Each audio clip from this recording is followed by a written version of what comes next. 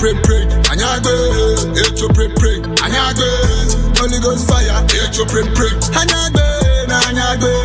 Holy Ghost fire, echo pray. Anyagbe, anyagbe. Yo, none of us la blood, I be blue, Bonica, me, your baby, my TV, and when I she's. Do for Nima, do for Nama, do for Ken Clan. What about when she will come fetch your mother when Bolokesh Pumble, I did boy, no chum, money, but this, Samantha, Majala, Cafe, or Romanek, Menek, Bineki, Weko. Men Jimen may pick up about men work at this arm and pick up about men get what Chamet Amlon and about Tiamley. I may walk could say Buku me or about Tomame. What's a look at fight from a pair jack or fetch a man when I'm mobile and will fail one night be. I feel like Papa Shkomeko, oh, David Yamawa start to go and shake a clock be came by saying the Cabuencholi. I can jay and no conuku. She mum can garden me no ya, Keshirimo, email like she Jana Great M Academy, passion and excellency. I'm a Jimmy anybody fame money and your money, my chenny, my she, the gym bar and restaurant. Now, you know, Lilendo could take it till the gym fitness club. I'm a fair you to me say, I'm a crap post office name, Johnny Vasa Thomas I Street Enterprise Groups. Say to Geno Devache. I'm a fair man, no, you're bomb the Kuruchu Bank. I'm any old damage. She said, Name and I'm a email like she did. I'm a drama shocking and running bar. Many in Kewaka, what's a far chairman, Gadanga Safar chairman. I met the delegate conference. Ni lele ni this short you know ni jemi ba watch ni adote otinto St. PFN bank amejen ni 40 wie moko kashueshi cheme anokwale etomo ho bofia bona ba fe podenche e ba ajipo o de bi ni awon awon rasta email la kashije na mi ejira baba shira.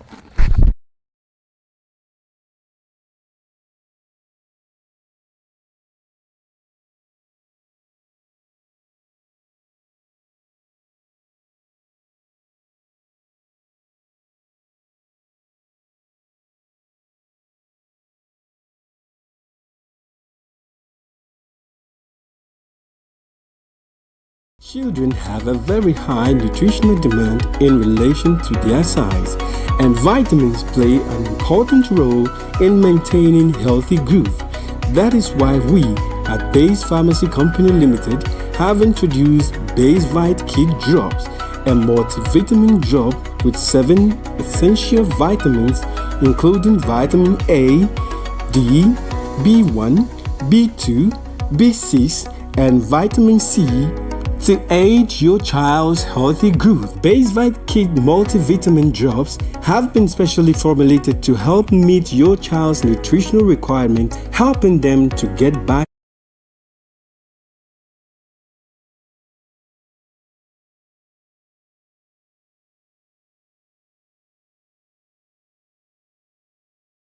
(302 672 317) or 0247 287 853. This advert is FDA approved. Grade A Academy is all you need. With our neat, spacious, and serene learning environment, we make sure your child is as good as gold. We also engage in lots of extracurricular activities such as excursions, career day celebrations, games, and so much more. Our canteen also serves the best and nutritional meals with your kids well attended to. And we are ready to enroll your ward from nursery, kindergarten, primary to JHS 1. Admission is currently ongoing. Locate Grade Aim Academy on the Atamills I Street behind Enterprise Insurance or call us on 0542 426 803. Grade Aim Academy. We say passion and excellence. Are you looking for a media house for your upcoming events? Welcome to Omashi TV Production Crew, a digital station that offers live event coverage such as conferences, parties, corporate meetings, weddings, and live streaming on all social media platforms. Soft copies of events or production can be made available upon request. For further inquiries, call Omashi TV on 0536 772 262 or 0244 425 652. Omashi TV Production. Ajwa Twing Man can mean share. Hello, lovely viewers. You are all welcome on the program Fingerprints. This program has been designed to help you know how to create your own business, including livestock, farming,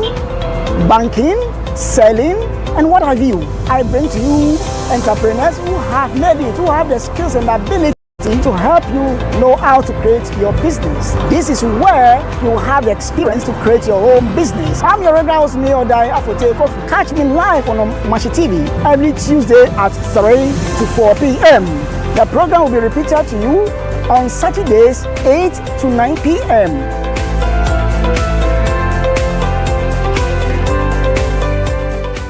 Ghana be get manti asia mi bi fe ami penye kemba asaga mi fe hunu o ya he strut bona fe ni bi ni gba me ana oke amane bo aba foma bi anyi ke amla lo bona fe na mra akwe ni eyi egua ni anya ke sa ni ke chine ni fe o ya e ko mi oke akutu nkwaro ma fe assembly members na asani gba te ofilo ante oke police fui alo o che me ni me aye abua ni onye no ke sana kan ni fe mo ya ora don Inke police fue ke wo kwani na agbako ye bi ene ke wo sa wo ke wo achu je amepe popa uji nke popa bibi anokolo ifi akwa na kan le won wo kan majanje bele won na saniba na gba wo titriji gogota ni he ni ekole ni jo ami echichimiye alo ni jo beje meni saka ko na chunwe ni he ni ekole ama chunye ni esa alo ndi ko meni afi egbe ko mano lehi ele meni fe o kapa ni gbe ni o asaga ni fi mo atu ni bejam ko juba denke e ba nya bona fi ni o fe be ke ha ni ke ni fi mo ni asaga ni fi mo ba no da gbe pa no ka se me ni hu le mi ye Omashi TV no Mbe ini Odai Afote Kofi meji mo ni yo asaga ni fe mo ni o chima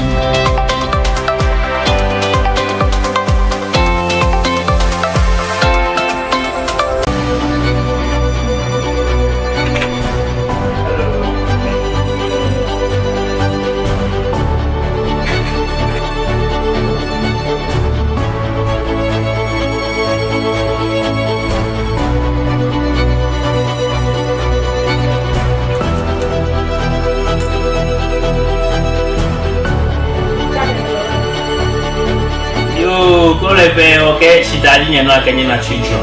For you be a machine or what to him, Mabu Mishi. Some bono, Yabalake, Saka for she gave no more money be an Isake and Yam Snake, no near no fair, coca, Safu, Nekaji Bonisa. She, I could like a mini, Okokate. I'm a fan of Bini. Chekumi. Thank you very much. Both NPP, NDC. Will belong to one country. Ghana be you. If they are finding grievances and those things, they don't understand themselves. So why not? They should send it to High Court. With Omashi Morning Star, Niji Omashi Lebi Nwamie. Okay, stay informed, be entertained, and inspired with a dynamic team of hosts and experts.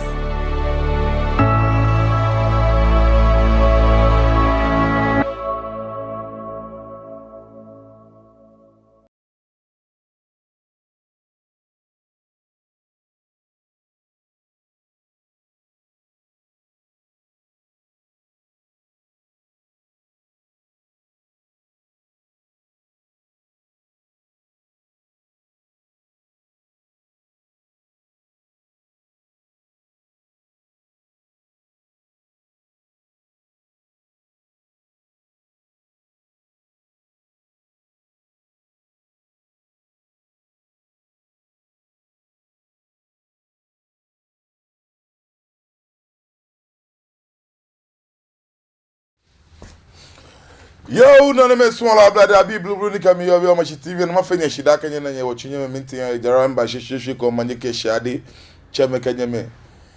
Jela mina yonko nyake be piye bono ba fo chinse ha. Nakaji bono ba aka wala. Ona bono ba fo chinse ha naka ba aka ewo mi abo. Onu nji ni wagadan gbe ni wo yo be piye nyu ake anokwale ni ji anokwale Odumishi gadangbe ni wo nya no kwaleta ni cafe efi o mi mono kedna pe onayi kemba tabi ene ne kolemi yue ni bi ni ya no ye gan alo mi yue ni bi ni ya ye gadangbe onupa ate beni na me kome ni taflache amejomo ni John Gio no Gio beni o kegbo manu kwale fe pene beni o kegbo manu kwale fe na a fe kun to the extent that o kegbo manu kwale ni mo ji anu kwale fe pene cheme kenyeme ablade abi blue lala afe gbete ma mini nke wasafo acheme na sande banyegbe no ke a ame conference na mete ke wo che ko meni badomoshi ne ke o ni di tema mankralo joja seche sorry ma kale odugwa ni iba manjano ni ekewie mo ba fonshi akeshi o lele ke cheme anokwale politicians eba he ameyin politicians eba he amegbe na jinfe ye amede ni ana na le ake je ni politicians say na eba femini eba he chimo ta flache wache me ekomi fe mu ba mete from fully respect so ame ha wo kende sana fe komi ni neke ni echon bi eje bi ele fe neke shi ya meti amni ekomi ni di ekomi fe mu ame di echameli ake ehin ekomi fe mu na anye afe ekomi shimbo da agbukegbe ona ne ke mene komi mene titimi mene fe neke mene ke neke mene me je nekeni mene me je mene ni nakai awunto ike na agbaye ya no yo chemate ni da na me ametemu film ni ba be ka fe ko me mene ngo cha mi o to infan lele wo chema safo cheme ka safo anyeme delegate conference ni na te wo cheni ado to tinto echie ben ka me ya fi am islamu mi suma ke wodi enche wa abo wie mo ekome atwe ne o na ke lele gadangwe enyo gadangwe egbeshi gadangwe efe chaka ne efe manya ne efe pasa esa na ke ba ate ani wo cheme ne le ake amebo wa blo ora traditional council say fe ke the main regional house of chiefs say ablo so amebo ablo fo so abo ablo ene me kote wie mo ba ke mi no yo no ba na sale no be bi le dogbele ele kolebu cheme kenye me nya no wa bo wo che ni adoto tinto sempi FM manche nya wa bo ale to wo ba shira nya wa bo wo che tu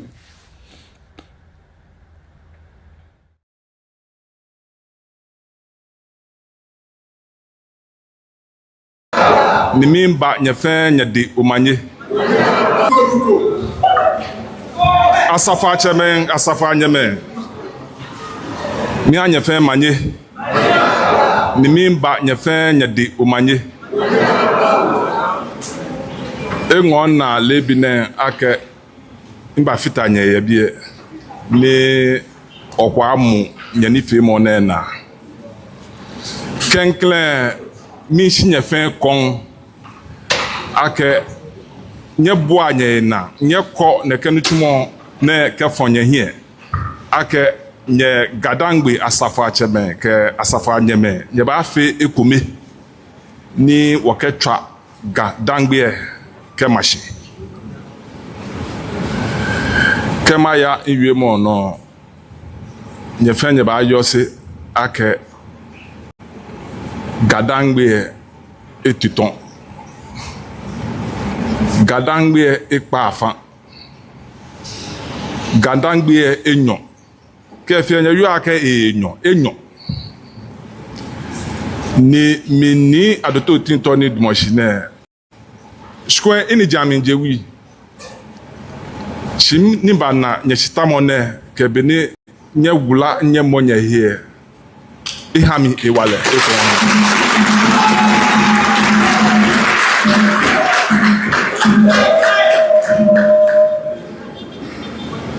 washinu watane gadangbe ma washo no washinu watane ke wobiami ne wonye wofe noko nu okwa amowohe nu oba adumoshi ake gadangbe fomo bi ni bi ne tuton alobe ni me fite nu oba akwe nu ojaje ne ken be na eho be wogbena e womba bi ani machine kon nye no twuma papa nye ka gmenye no ake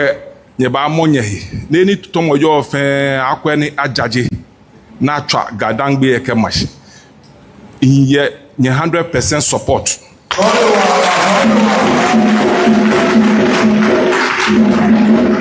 imba ko bi e nye gbeni ne na akwa ba do mi ntwa fa ahia ake kemba bi and ba spend 10 minutes po ntwi ba anyo eya ake mi to ne ka higbene ni kanye anawie mo ni ma wonya hiwale ake eni gadangbe egbeshi keshe nyaka kwa wo majacheme kenye ke nye ba kwa wo majacheme nyen jamba jewi wo chuko no na san wo chu what disappointment be here ya mete wo le no ni yo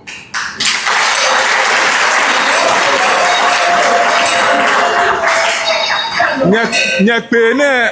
nya forme masmo nya fe nya yenya ya nkwale lojino ni yenya de ba ni pe amashi kenya yenya ya nkwale ni pe machine no fi awon to wo fi ye gadangbe shpon no oba nya wo fi no no hu e ba je ni any city government amako serious ya ka ekume fi mo be woti ami ni wo fi no fi ano tafla che basa ka woti ndoko bi mo afun woda beni nya wula nya monya here me na ka this is the beginning no ba anya o ka for gadangbe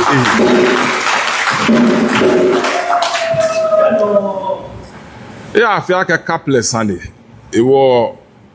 wonye wo pekuchu ni kanye president enwie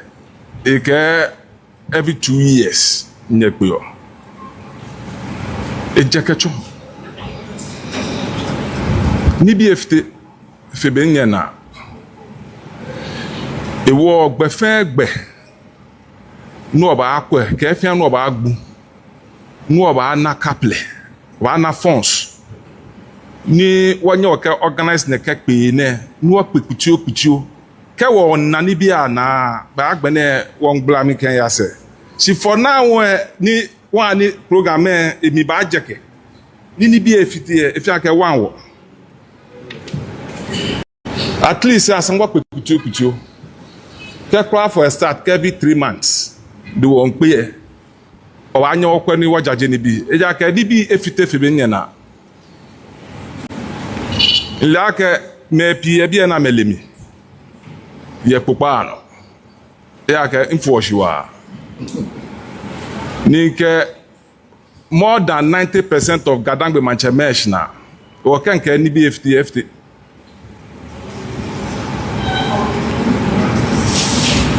washpo jinye nye na no nye na efe green je nye na ka efe green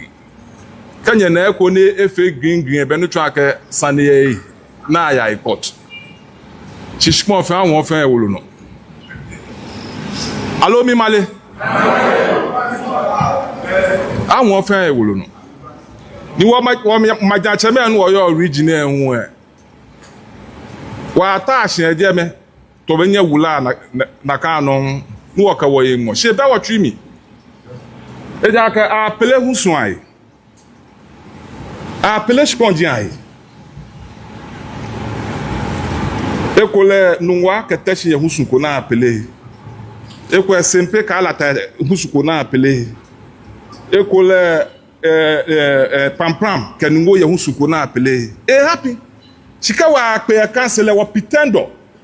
akashi no fi ano yojuba no fi ano bo ojuba da ne won wie kumefe mo ke na abu se be wo tria ni won ba ni kenye ba na wie mo aka be nya wula nya hefe fo na ka no hi wo tria ni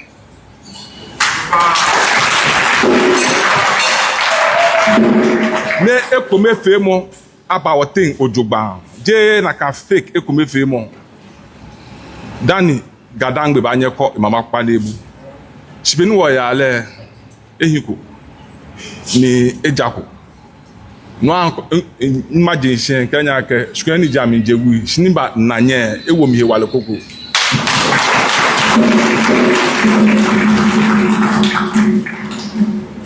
wo fe wole ye popa no ake popa no mancheme efe nyo efe tenten few pe the challenges bedeme sibenye monyehi ake gadangbe asafo acheme unupa kasafanya unupa masuma ake nye katen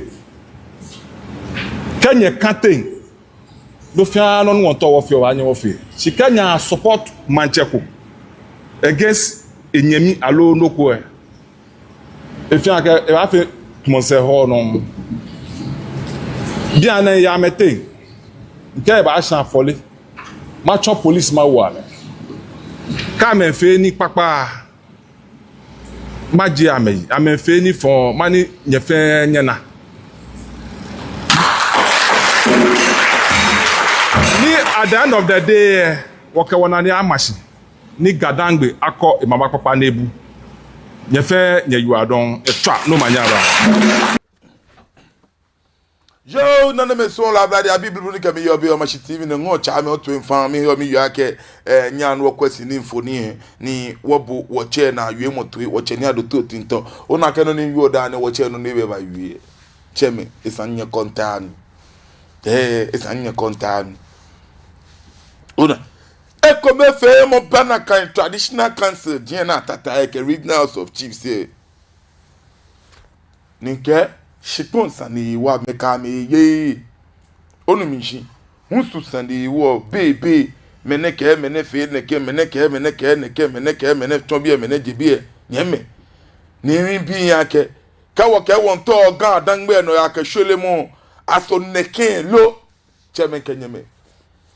ma banye ba jeje eto nya batata ishi ko ni wo mambi ni nyenje wono dane ni ka male ani bi mfun wonye amale asaji eshebeko ni ganje no ko akaba jaje gan yi anokwale anokwale pedi no na ba nya ke jaje gan cheme kenyeme nye kan wo tashi ni wo chi oshia banku ne kesun ona operation say something wo man bi wo esa ni wo ma oshu no ka ma jan cheme alo wo choku na ata alo ngbajo wo ye igbedun an na me na me le ake cheme nye ngbajo yi ona je ya bu mo gbena shaba fele boni sake boni ja nu an na me le ake cheme nye ngbo wa blo nye ngbajo yi nye ngwo wo kondun ona ko yen no yue na me come on no egbe ebo je tomoni kadi boro la ke gan dangbe no akashwele mo country no to ni gan dangbe akoya makpa na ebu e kemo o chekwo ni nji o cha ni nji o nye ni nji o ono ni ji ni nji le aka na fe choku na ataro ni ji le ko mepe but wokuto mu ke shia ke manto mu fin persona nya fe mi isana nya piale isana nya fe mi isana nya na piale beshe nika mo konfe no ko ni gadangbe nye awo wia nye an wo gba wo da mi ni wo wia ka fe no ko alo mo ko to fe no ko no le to ni fe e ke yin asise mo ba ba ya gadangbe to mu fe ka ta shi no ko le keji bo wo la ke you are proud gadangbe teve ten ko ndo shi ti chake you are proud gadangbe ni a fe kun abo ta shi be oku e nyeme magbele phone line se no ni wo che ni are to tin to you e ko ni o mo no ni oyo mu e alo nga oyo mu ni bo yo no ko fata yan che me bo ke fata e ja ke wo che na ali ake min gbla mo ya mete ye je metala shi e je me keke nya wa kwa asini phone ni je enyo no ba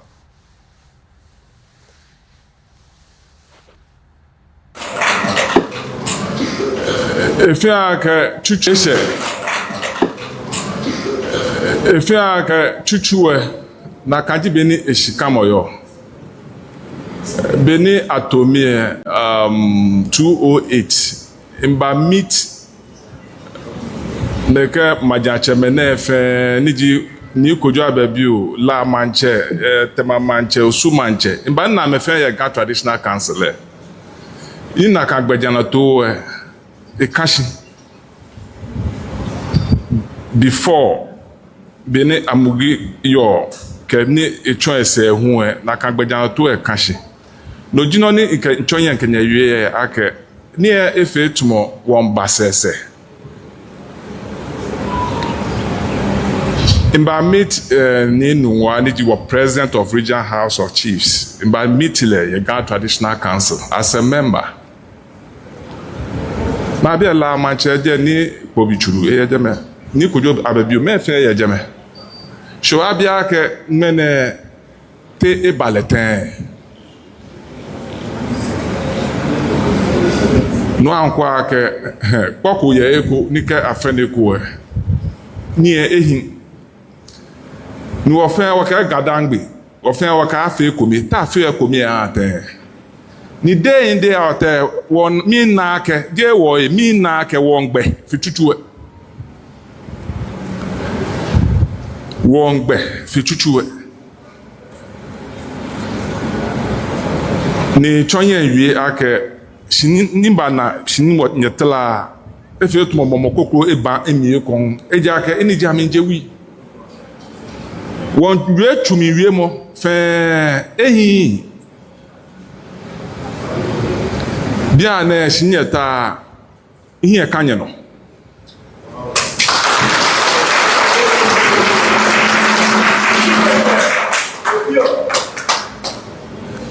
matu amerigine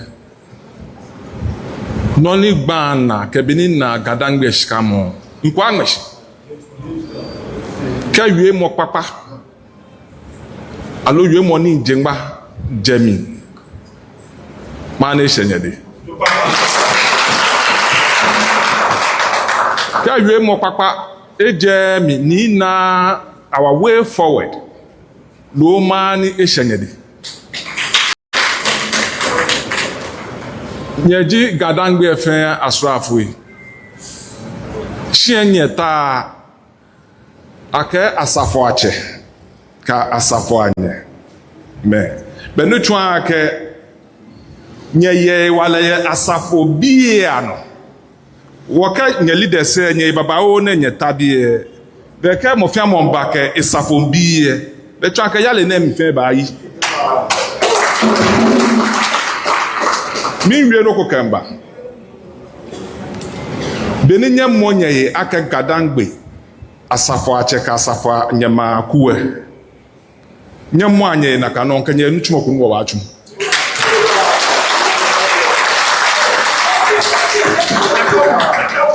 ma fe sure ake gadangbe ba kwa mama kwandebu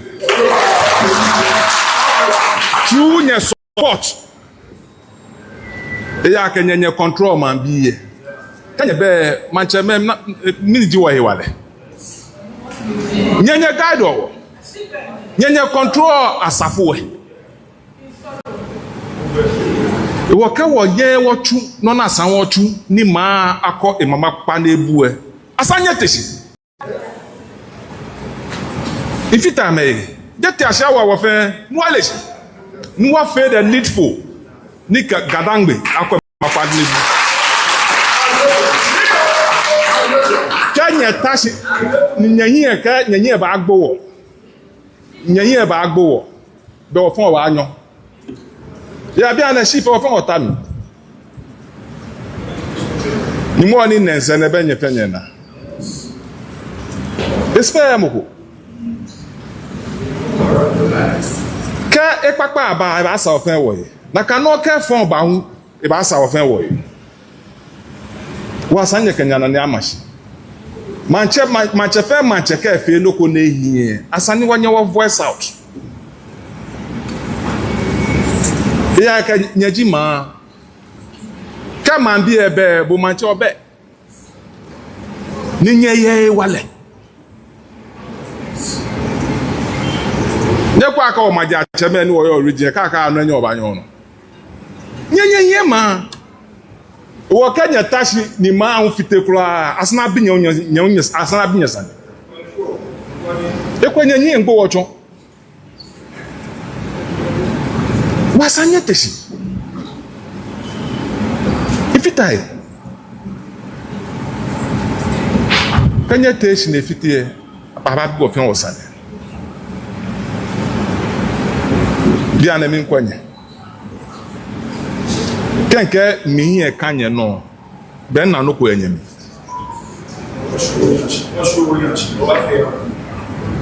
ewo ola sani ya no obi e won kwe akebe ko ne hu e beni wo yo nu ga kedangbe wo mo wo he komi e na ka blema mama wa sa wo ko e kon oyo ado yo na ne ben son la blade blue nya boami tuwe nya de nche nya tuwe fan nya wa kwasi ni foni nya nu wode nche woche ni adote otinto man cry love the Gun State chairman kanyeme bona yemu ko regional house of chiefs there na tapo de nche inti da ni nko nya ne kene bi ni onumishi from full respect e facho wonu pa e amen from full ni eyin fe akeyin ni eyin fe akeyin ni eyin fe akeyin ame baba tashi na me ka me ba nmo be mi na aja shika ke bale shika ja nu wo cheme ni na me ake nyem meji ame gbe me ko meji ame shika akpesi esi eta na me ton ake inti ya miti nyem eno ma na she mi gbele phone line say bonafe ni inkolo lewon anya fe mini atwa koni amejomo nyeme gadangbe na yo nke da ne ba yin je mokomeje me enyo yi shimo gadangbe hinle ke yin fin iba jemi nkebo onumishi gadangbe ba yin ke yin fin nke mi iba jemi nkebo nyeme ngbele phone line 027-432-4331 027 ne kola ko eba pano hello ablado fa no gbe ke no chu akejo yo ofane atomi ni obudai ni twa de mi to watem we obudai ando na ya oje ai pano yo ni kida arabonu dani wala wamba wahab abam mo fan ba te se wo boy ni mo te ba stop ni abam ye bo ko wala to atubake ba gbe wa obeje hello ni obudai o fa na je asafo ache sempe manche jimoni ona sempe manche ni ni otinto sempe manche ba ni yo ni mba o ya program ro mba je ni bi no ni mba tashi ro ye tu mi no fiu indalesi mba tole ki wata ba tebe na wo ke ye me si de me ta fa ke ja be ataba je e ko me ke ma se ba fe ko me ye sikaye wo ye school yo ni te tie be ke ni ni amata ngawo to mo ni ewe kedi machaye abu atabate ni tabate ni control mache ke ko me ni ke ayane hiye ye ba ni ke macha de mache o fitani ke te ke ayi ke te ke be ya gota ki amanya me because of abana no ko de ke ni ni abu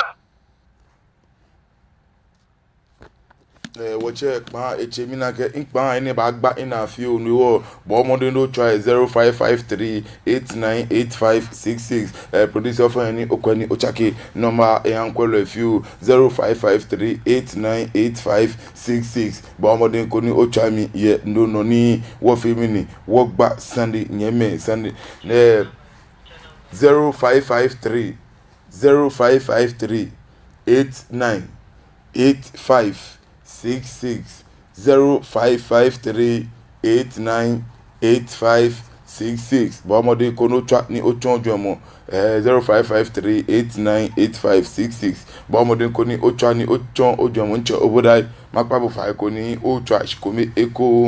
0553898566 komo yibo ene ni keshueshi ni otwa mi ye yibo no wamodin ko ni otwamini nkebo afon pano 0277 0553898566 0553898566 wamodin ko ni otwa ni bo ochonjomo concerning no woche ni adote otinto sempe man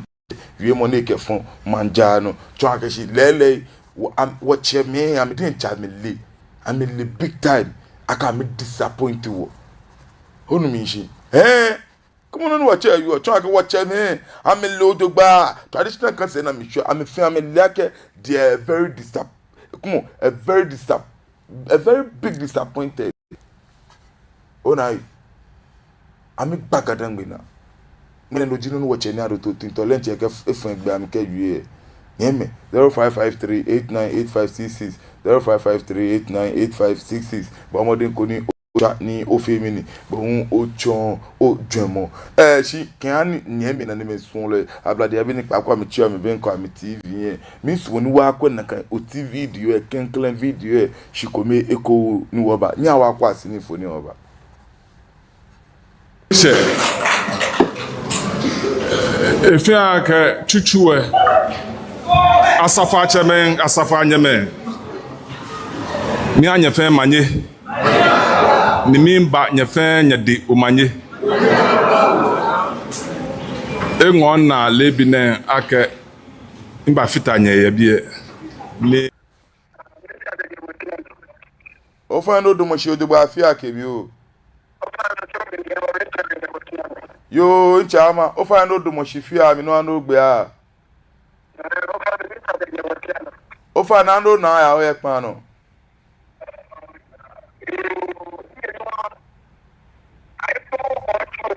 Yai.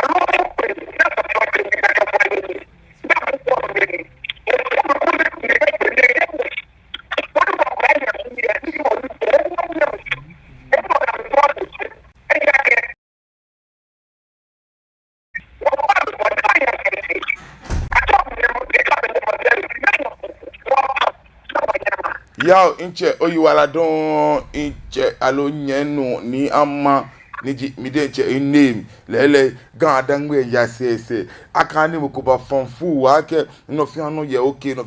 fi anu ba okay yeme kola ko we ba pan no elo ablado fa no gbe pan no gbe ke no tu akejo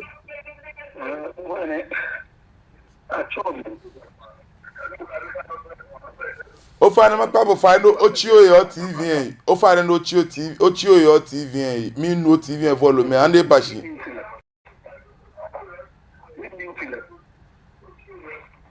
o fa na tile ewie ando na ani mo me bulaba wo ano bulaba wo wa denji no woni yo na ya da braka achobi de late si be na tele Ubaji bright. Mene de la tengo. Ya de la tamelo over 69 years. Ni notice ake. Ochini no je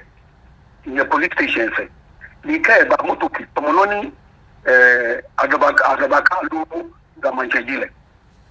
Eye lu no ye lu ya tin. Ba ko to ni ye tomo the now what did you know? Ni ba fa ba na le akashi ke gama in kan ba che konjem kono ke ba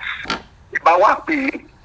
alo e sha ke ba ke che ba wa le ba su ke ba na ba bi akashi ke ba lu ke gama ke la ke ba da no ba ti na le mo fi mo ba ke le ya ora now ke mo ko je man se ni ba e foga le ya si ni ba ya ni ake wo bule ko ha wo mancheme sani ka mi ba at least me manche yo gane kana apre na ga respect na over no no no numa shishi ora kana pay na ga respect ko mo marta mo ne baba ba ne ba ya o dente ba mo mutu ni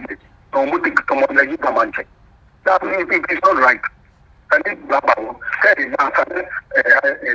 biye ake ba ni gamtu ake ba mo aso ni de ba ku yo ni ko chu ka ba ke aba biya ke ba ko ake ba dan sama no no ba yo oyi wala don che nyunga job ni fata ya bulele chuchuku beneke onu minji chuchuku beneke shingmene bo na ke ngbele mo eba bo gan no fianu toton ye bie no fianu fe basa la nu wacha ni ado to tinton ye mo ko ne ke gadan gbe shiponji ni wo na no ni wo ba na ni green change no ni wo wa na chiko ni ye no be inti ye onu minji amike no ni obana akeshi afemini achuko ni ye no be inti femini inti ye no cheme kenyeme choke gadan gbe nu wo yo wo man bi e wo ye shima ahun fin wo cheni ado to tinto eyemi no ne ona na ewe nwe efa ehe si ana na ale ake lenche eyesu poemi onu mi shi ana na ale lenche eyesu poemi choke shi na kanji bona me yale ni meko me yo ne fiti ogbe baba o no ni afi otomo kaji bo ncho yin na kanchi no bapo de nche be no ba ile shi afutu ona ni neke unsu sande ni lele eke inti kemi gblamo e bagadan gbe bi asate wa cheme kenyeme neke inti ne eke na gbai e bagadan gbe bi wo sate ani niko tashi no ojun ya unpu ojo mo se shinya wo bi awo ya blade abi ake kaji lela ke wo nto ni gan adan gbe aya no aso neken lo cheme kenyeme wo mbo wo de nche wo ya blue wi ni wo yen ke fe mu ahun keke wo te won jejele na yesu mi gadan gbe awa wo ya o mi bisani awa wo ya o cheme kenyeme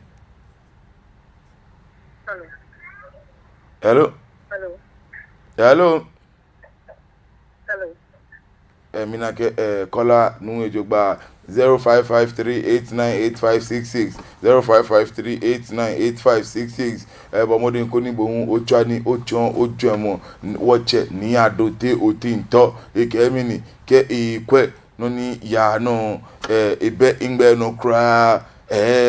ekemini lede nche le ekenyote ake ame kuma traditional council na meta ke regional house of chiefs say eko mefe mo ni je eko mefe mo bibi o ne ke po be ameti am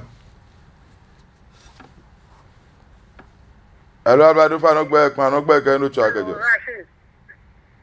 hello ni ama hello o fa no gbe ke no cho akejo wonye pa eche 027 0553898566 0553898566 bo omode nko ni o fe mi ni o twa ni o chon oju emo nyeme woche ni adoto tinto nke shiko meku e bode nche komo yue mo ni yue eke ko na eko green yen ka ni efe wa ke shishikpon ko kashi ye eko ora aka o shikpon ji na efe ni woche me ni da ni nkonye ni ke yue mo ni akeshi ta flache keji ahun gan ahun ko shipon ko ye bi e shipon je fen no na list shipon je nyen na fen list ma ke list ahun ko shipon ye bi e no ewo no ni bo no esan ni ye ochu lo no ni ye ochu mo ji esan ni po nye ewo modin yake ni ba chi nye benke me ko me nye me ko me onu mi shi me ni me na me ne ke stage ke ni bi ne afelete o mono la ko ju ona shi gan e ko me fe mo ni benyete no na abu ni blow ya fe to mo come pe na ke bo ni wo ojo ebu blow oni mi shi ma be sande ba de kan hello mi na ke ablade ko iba gba no hello ablade fa no gbe ke no tu akejo o fa ni mi ni oboda mi ta ke mi fa se mbe gu no na ya ncho oboda efe ke si ito pa ko ri bi ani de keke olupa ko me je ito ko ba ake police moto nyu ami ni chine ka police moto le nyu ami ni bi ale police moto le o je me e mo ba aya pioska kuma awo taji drop ni do ko ya pioska e ko lo ya ko ya na ka ti bo ni moto ni police moto se le nyu ma ni e ma pioska because of traffic wo alo eto le so we na ni sky wo ke e ga am moto line e a pioska ke police moto ni yo nto makela ke nuna yue ni si police ni yo na olupa yin get babo je mami ba ni ana mankeli yo na ga ram di police moto ni yin ene je de yin yin bi e sika yo e fe ke si mi bi no ko ye wo asabata mai wo mai because asabata me ye ni am very sure am true pi tu ni sika yo e je ma chese na ali tani ke wo le tani ame sabata ma me se ko mi ani ate pele na me baden ame bo e ru ni ame nya ni se ma se ko mi ake ka di e ko toto ye e ko ye wo ka me wo ka ko ni ma ko wo ko le yi ame se ko me to sha ma so much ame say because of eto mi amu what do they believe? Well, my dear, near by you, everybody have to meeting. You got a power, everybody have a meeting. No one come at your go. If I get my dear apartment, when the opening a palace, yeah, it's president a bar, get it here for yourself. That might be full of you might get apartment. Come at it, not so much of it. The police here, I thought you wanted. Yeah, for you, I got about that. Money at the meeting, the guy is going to give me the lady, the report to about that. I'm not like a severe about 20 years. I think I'll put you up again. Everybody, can't get here because I have another warning. I don't. Because of this for my you. Honestly, I'm talking about the back of my hair. No problem, be able to. Okay? Okay. During the years, I got the message for me, father. I want to go. I want to go. I can't do that. I want to go here. You have to soon now. You have to go. You don't have a yeah, inche obodai yeah but they are not near me inche mi pay me one sem inche but obodai mi pay me one sem shida afi onoke ojon wa pa look ba fata lele na kanji bonde sani gan dangbe enye fi mi ni e yale e han mi na kola ko eba kanu elo ablado fa no gbe ke lo tu akejo mi rasa wa inche o fe no no tv volume abashi mi pa bo fai Mbi odugba o fa ni mi na feedback no o fa ni no o an no TV volume abashan lo chi o ye TV en pa bo fa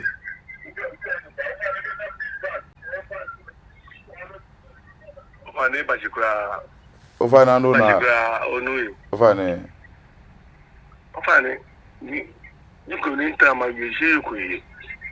no yo ni ji o fe nga meji wo mona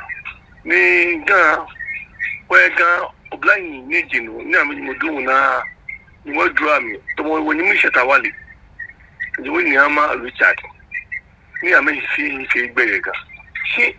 ina nuna mi ke wa kame sheta wale yin ka e ke kio moko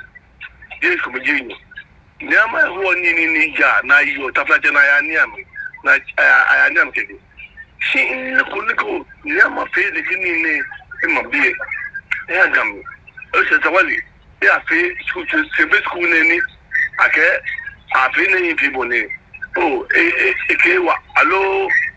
se tawali ewa ake fi ni ku agbeni sara ajula ni ma je almost 20 some years na ku ma shweshi nye mene ni wa jomo ni ayi na mnuko fi mu kwa ye ganuko duko wa ganuko nuko shi nyama Richard nye wo ni na ga fe food bank na wo ni na ja mambi na misho ya fe ku kumasi fe ku bi etawale na wo nye ni wo fe wo le mo na gaji wo na wo nyimi ganuko ni e ba na gbe shi na ko ko poteni nyama wo se tawale efe gam. Hello, Inche. Ke shede na ni do nyimi agbene negesra ni ne mokala ga pu na malai ni sa jila machine ya tukuluku ni anya sa akun mokala na sa malai no jishi yo bano na mshosho ne no rudu se wano obi ma gama sa ne ani o to manya ba ya Inche oyi wala don ma bi asande won aboshin mi to ma jaje wi mo ko mi ma abo e bi ene je ni to mo mi to ma defend Richard ni amakwe alo wonye nu chat ni ama mensa ni ji shatawale je na kan shinchi amake wa no kwale ni yomi mam inkola ko ba panu inkele ba gbe na amake wa no kwale elo ablado fa no gbe ke no tu akajo o ngbedi ma sam mama ngbedi mama o ven gbo tu akajo ni chage kesi o fa na no na mo ne wi mi to mate yo na lo ma wo le na fioko ina wo ni to ma wo di wi ake mena yeska eke wa ene ska cheme pi ameska jene ameke fio leke majalibi ki ameke fio ni na me na ne ba fi ni ekweni sika ne nye ntaka keke fi na kalibi bo na fio ni to ma wo le jembe ne do eji na ga jomo yo Adon che be to mo be ni wo che wi na kan pepe ni shi other way round le ni chanke be pi wo ma jan che me ona amenike fi ama lobby ni ama bi oni am self interest ono mi shi mi na wo che ko nkola ko iba pan no hello fa no gbe ke no tu akajo o fa na no na o fa no chio ye TV mi pa fa chio ye TV no wa wi o fa ne nko chio ye TV ni wa wi TV fe o chon o fa ne chio ye TV okay me na wa me me tele NCA de man tele na wa mi bi ake si ni ja mi tu ye mo hello o fa na no na and then you are to a man, not the name. I want to meet Cavaja. I'm not a man, I'm after more. Yo, o send bi mo e fun mi na ke wo nyame be na bi sane be ebo to ye TV mi o delay fi o kan mi nyame send bi mo ja ke be ma ja che mi chuku na ta le ka to ame mini ja me no chi mo poten meni wo ato ame nyame nke gandangwe efi kenchen le fi she inu koko nke na gbe kola ba fun pa no hello o fa no gbe ke no tu akajo anu na ni to ti ya ke o chi ke butu ke ni ba be bu play ake apio ki ma bi san ko ake o ya something ni je what is ke do ya no ya na da mu ta na ka ga manche akan manche ni no no ti no to aka butu ani no ya san ni no pa de ni no ni mo shi no wa shi o pa no ni mo shi ano kwale alo ko manche ko ko to ni da de ke butu ani ke ni ke ya asube to ya de aka ni mo ko ya ne mo ke ya aba ya sa de ni ga de baba mo ti mwa shishi ofane yo oyi wala don cheme kenye membia FB no jino ni esani game wenye wale chain of command nya woden che wo bu awo ko na bu eja aka ko sama ebu la kote den che bu e no nya leadership example nyele anya na jin famo boni afi na ka wie keshinye gadan gbe no aka shele mo page no wotawo odo ebi na ama wa start ogbonyo ni she kakla gbe yi ni gboko ni ye wala mi kometo noko kra be na ba fake ba shi gadan gbe ni mi manu alomana ni ma fe din ye kokoko dabi eyin le kekeji ni wotawo eja ke anokwale no ni jowe eyin craft amale no ni ngo dan ma shibo ma mi nyeme wokume na me abladi abi fe afi noko ejake infinite allo MC onomishi MC energy god benye ji 1 week ena echele ni ehakwe be ka fe ma fe aile tashi imeji abo mi ewala enmele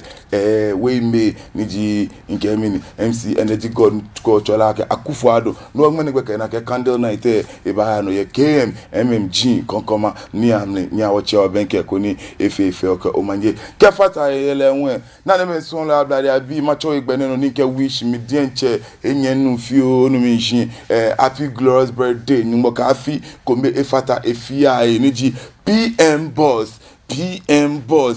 officer numo ajobo ni abo wala se echele no fi oni afia mo na gba pi mo ejra mo ogbe no ajiebu keje mi no ba yi no ba nu ewoloje na mi afile mle abo no ni afi yan sisue mo impata mo ajiebu keje mi yenu PM boss nke mi ni with massive grace happy womb escape more wins outer loses nothing than the breast wishing you long life good health more wealth na le men son la bladi abish ko me ko en kenya keshin ebe wo pele panshimo la competition e bano life en college pele panshimo la competition e bano life en college no meku bode en cheko la ko bo omode bo ke ogbeme enumo yin ya fe pa ni 6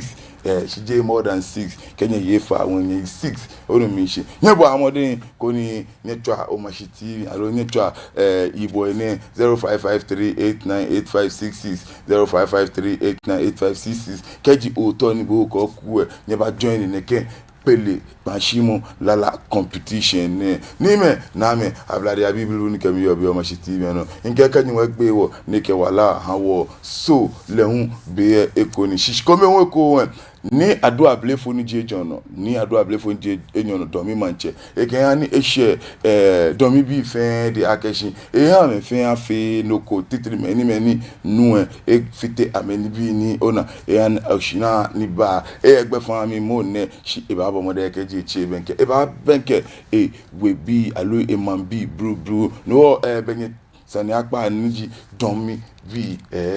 domi kwa benya bi domi ni ado ablefo niji enyono ne manche eke ife mini ha meni oshineni na me fe afi nuko nime na me ablade abi bieji eni mama inashi kenyu gbagbe won ke wala ke wota ke boni ke bo so lehun be ekoni shinke August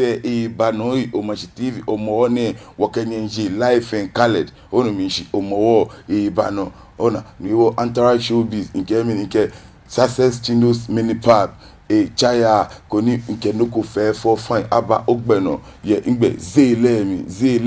7th and 8th of August ndi yi ko mo ogbi artist ke dance se pi ke baba oji meni ba rate nke ba ke ku 50 Ghana cedi ke 20 cedi on regular MVP ba mo den kono ni a share oni bia no ni bo le gbile wo wole ponko ni me na me nke me lo pidon ni yo show mi shi cheme e show wole jen lo e ni radon ke mi ko